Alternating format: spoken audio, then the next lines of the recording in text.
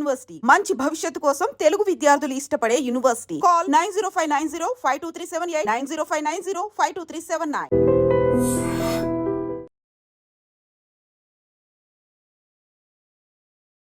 మొన్న పెహల్గామ్ లో జరిగినటువంటి ఉగ్ర దాడికి ప్రతీకారంగానే మనం చేపట్టినటువంటి చర్య ఆపరేషన్ సింధూర్. అందులో మనం చేసింది ఏంటంటే ఈ ఉగ్రవాదుల స్థావరాలు అట్లాగే ఉగ్ర కార్యకలాపాలు సాగిస్తున్నటువంటి ప్లేసెస్ ఏవైతే ఉంటాయో వాటిని టార్గెట్ చేసుకొని ఒక 9 ప్రాంతాలని మనం పూర్తిగా పేల్చివేసిన పరిస్థితి అయితే కనిపిస్తోంది. సో దీనికి ప్రతీకారం తీర్చుకోవాల్సిందే అని పాకిస్తాన్ సిద్ధం అవుతున్నట్టుగా, అట్లాగే అక్కడ ఉన్నటువంటి ఈ ప్రధాని కావచ్చు ఆయన కూడా మేము ప్రతీకారం తీర్చుకోబోతున్నాం అనే మాట చెప్తున్నారు. కాబట్టే అట్లాగే ఆ ప్రయత్నం కూడా నిన్న కొంత మిసైల్స్ దాడి జరిగినట్టుగా, అట్లాగే కొన్ని అనుమానిత వస్తువులు కూడా ఈ బార్డర్స్ విలేజెస్ లో కనిపించిన నేపథ్యంలో ఇప్పుడు పూర్తి స్థాయిలో భారత్ సర్కార్ కూడా సన్నద్ధమైపోయిన పరిస్థితి కనిపిస్తోంది. ఒక 3 రాష్ట్రాల్ని హై అలర్ట్ జోన్లుగా ప్రకటించింది. సో ఎవరైనా సరే అనుమానితులు కనిపించినా సరే కాల్చివేయండి అని పూర్తి స్థాయిలో ఇప్పుడు ఉత్తర్వులు అయితే ఇచ్చిన సిచ్యువేషన్ కనిపిస్తోంది. భారత బలగాలకి ఫ్రీ హ్యాండ్ ఇచ్చింది. ఎవరైనా అనుమానితులు కనిపించినా, ఏదైనా అనుమానం కలిగించే వస్తువులు ఏవైనా ఉన్నా సరే వాటన్నిటినీ కూడా మీరు పూర్తి స్థాయిలో అంటే సన్నద్ధంగా ఉండి ఏదైనా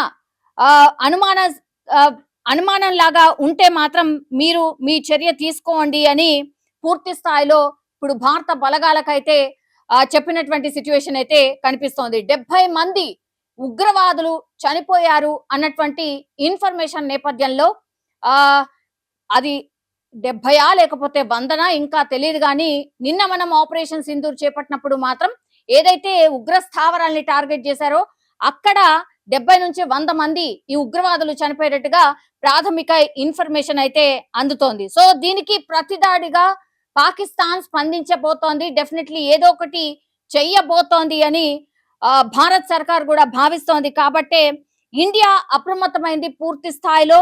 ఇప్పుడు ఈ పాకిస్తాన్ తీరం వెంబడి ఉన్నటువంటి ఈ 3 రాష్ట్రాలు ఏవైతే ఉన్నాయో వాటన్నిటిని కూడా హై అలర్ట్ చేసేసింది. అవేంటి అంటే ఒకటేమో కాశ్మీర్ సరిహద్దుల్లో పాకిస్తాన్ సైన్యం కాల్పులు జరుపుతోంది కాబట్టి ఇప్పుడు భారత్ కూడా ధీటుగా బదులిస్తోంది. కాబట్టి కాశ్మీర్ తో పాటుగా ఇప్పుడు పాకిస్తాన్ తో సరిహద్దు పంచుకుంటున్నటువంటి రాష్ట్రాలు ఏవైతే ఉన్నాయో రాజస్థాన్, పంజాబ్, గుజరాత్, ఇప్పుడు ఈ రాష్ట్రాలు కూడా పూర్తిగా హై అలర్ట్ లో ఉన్నాయి. బికాస్ అందరినీ కూడా అక్కడి నుంచి వేకెట్ చేపించి సురక్షిత ప్రాంతాలకు కూడా తరలించాలని ఆదేశాలు ఇచ్చేశారు. అంటే ఏదో జరగబోతోంది అనేటువంటిది క్లూ ఉంది కాబట్టి ఇప్పుడు కేంద్రానికి అందులో భాగంగానే ఈ రాష్ట్రాలు సరిహద్దులు పంచుకుంటున్నటువంటి సరిహద్దులు పంచుకుంటున్నటువంటి ఈ 3 రాష్ట్రాల ప్రజల్ని ఆ బార్డర్ విలేజెస్ అన్నిటినీ కూడా వేకెట్ చేపించేస్తోంది. సో ఇప్పుడు ఈ పాకిస్తాన్ తో పంజాబ్ 532 కిలోమీటర్ల అంతర్జాతీయ సరిహద్దును మనం పంచుకుంటున్నాం. 532 కిలోమీటర్లు జస్ట్ పంజాబ్ సరిహద్దును మనం పాకిస్తాన్ తోని పంచుకుంటున్నాం. సో ఫస్ట్ ప్రయారిటీ ఇప్పుడు అలర్ట్ జారీ చేసింది. అక్కడ ఆల్రెడీ నేను ఇంతకు ముందు చెప్పినట్టుగా అమృత్సర్ లో మిసైల్ దాడికి ప్రయత్నం చేసింది. సక్సెస్ఫుల్ గా మన భారత సైన్యం దాన్ని తిప్పికొట్టింది. అలాగే ఇప్పుడు రాజస్థాన్ 1037 కిలోమీటర్ల అంతర్జాతీయ సరిహద్దును పంచుకుంటోంది. కాబట్టి అక్కడ ఉన్నటువంటి విలేజెస్ ఏవైతే ఉంటాయో వాటన్నిటిని కూడా వేకెట్ చేపిచ్చేస్తోంది.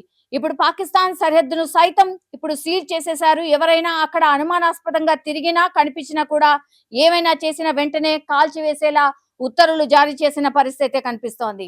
ఇంకో ప్రాంతం రాజస్థాన్ లో కూడా స్థానిక ప్రజలను సురక్షిత ప్రాంతాలకు తరలించిన పరిస్థితి కనిపిస్తోంది. ఇక్కడ కూడా మనం చాలా ఎక్కువ ప్రదేశాన్ని పంచుకుంటున్నాం కాబట్టి అక్కడ రాజస్థాన్ లో ఉన్నటువంటి బార్డర్ ప్రజల్ని కూడా పూర్తి స్థాయిలో అక్కడి నుంచి వేకెట్ చేపించే ప్రయత్నం అయితే చేస్తోంది.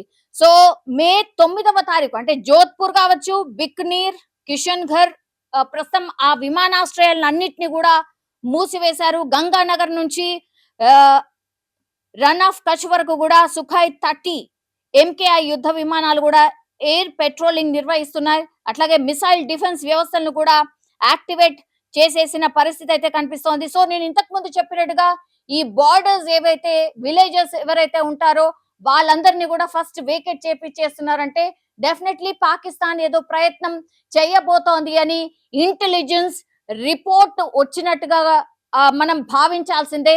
ఎందుకంటే పాకిస్తాన్ నుంచి కూడా అట్లాంటి రియాక్షన్ వస్తుంది కాబట్టి డెఫినెట్లీ ఏదైనా చేస్తుంది. సో బార్డర్స్ ఏవైతే ఉన్నాయో ఈ రాష్ట్రాలకు సంబంధించిన ఫస్ట్ ప్రయారిటీ ప్రజల్ని అక్కడి నుంచి సురక్షిత ప్రాంతాలకు తరలించేసేయాలి. ఆ తర్వాత పూర్తిగా సన్నద్ధమై ఉండాలి. ఎందుకంటే వీళ్ళు డే టైంలో ఎక్కడ కూడా దాడి చేయట్లేదు, రాత్రి వేళల్లో మాత్రం ఈ ప్రయత్నం జరుగుతోంది. కాబట్టి ఈ డే అంతా కూడా పూర్తి స్థాయిలో ఈ విలేజెస్ ఎవరైతే ఉన్నారో ఆ విలేజెస్ నుంచి ప్రజల్ని అందరినీ కూడా సురక్షిత ప్రాంతాలకి చాలా దూరంగా పంపించేసిన తర్వాత ఈ రోజు మేబీ నైట్ ఏదైనా జరగొచ్చేమో అని పూర్తి స్థాయిలో ఇన్ఫర్మేషన్ ఉంది. కాబట్టి ఇప్పుడు ఈ బార్డర్ ప్రజల్ని నేను ఇంతకు ముందు చెప్పినట్టుగా పంజాబ్, రాజస్థాన్ అట్లాగే గుజరాత్ రాష్ట్రాలకు సంబంధించిన ఈ బార్డర్ లో ఉన్నటువంటి ప్రజల్ని కూడా పూర్తి స్థాయిలో వేకెంట్ చేపించారు. అట్లాగే ఇప్పుడు ఈ 3 రాష్ట్రాలను కూడా పూర్తిగా హై అలర్ట్ చేసింది కేంద్ర సర్కార్. అండ్ నేను ఇంతకు ముందు చెప్పినట్టుగా ఎవరైనా అనుమానితుడు కనిపిస్తే మాత్రం క్లియర్ కట్ గా కాల్చి వేయాల్సిందిగా కూడా ఆదేశాలు జారీ చేశారు. నిజంగా ప్రస్తుతం ఉన్నటువంటి సమాజం దేనికి ప్రయారిటీ ఇస్తుంది?